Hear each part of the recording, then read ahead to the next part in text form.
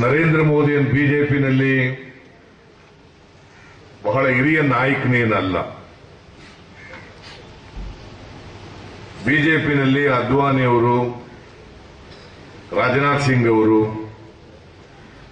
ಸುಷ್ಮಾ ಸ್ವರಾಜ್, ಅರುಣ್ ಜೈಟ್ಲಿ, ಮುರಳಿ ಮನೋಹರ್ ಜೋಶಿ, ಜಸ್ವಂತ್ ಸಿಂಗ್, ಹೀಗೆ ಅನೇಕ ಜನ ಇವರಿಗಿಂತ ಹಿರಿಯ ನಾಯಕರುಗಳಿದ್ದಾರೆ. ಅವರೆಲ್ಲರನ್ನು ಬಿಟ್ಟು ಯಾಕೆ ಇವರನ್ನೇ ಮುಂದಿನ ಪ್ರಧಾನಮಂತ್ರಿ ಅಂತ ಯಾಕೆ ಘೋಷಣೆ ಮಾಡ್ಕೊಂಡಿದ್ದಾರೆ ಅಂತಂದ್ರೆ,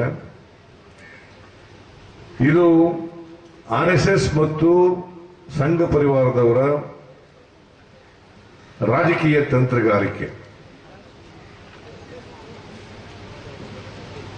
ಮೋದಿ ಒಬ್ಬ ಫ್ಯಾಸಿಸ್ಟ್.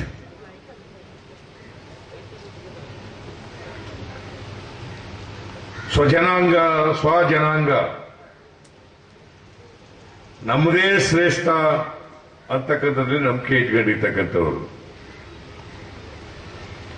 ಬೇರೆ ಧರ್ಮದವರನ್ನ ತೀವ್ರವಾಗಿ ವಿರೋಧ ಮಾಡ್ತಕ್ಕಂಥವ್ರು. ಅದರಲ್ಲಿ ಮೋದಿ ನಿಶ್ಚೀಮ. ಹೇಗೆ ಮುಸೋಲಿನಿ ಮತ್ತು ಹಿಟ್ಲರ್ ಇದ್ರು, ಅದೇ ಮನೋಭಾವವನ್ನು ಹೊಂದಿರತಕ್ಕಂಥವರು ಮೋದಿಯವರು. ಮತ್ತೆ ಭಾರತೀಯ ಜನತಾ ಪಕ್ಷದವರು ಯಾವುದೇ ಮೌಲ್ಯಗಳಿಗೆ ಗೌರವ ಕೊಡ್ತಕ್ಕಂಥವರಲ್ಲ, ಪ್ರಜಾತಂತ್ರ ವ್ಯವಸ್ಥೆಗೆ ಗೌರವ ಕೊಡ್ತಕ್ಕಂಥವರಲ್ಲ,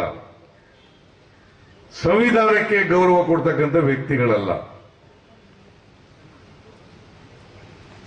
ಆ ಕಾರಣದಿಂದ ಕಾಂಗ್ರೆಸ್ ಪಕ್ಷ ಇವರು ಯಾವ ಕಾರಣಕ್ಕೂ ಕೂಡ ಇಂಥ ವ್ಯಕ್ತಿಗಳು ಅಧಿಕಾರಕ್ಕೆ ಬರಬಾರದು ಅಂತೇಳಿ ಈ ಫ್ಯಾಸಿಸ್ಟ್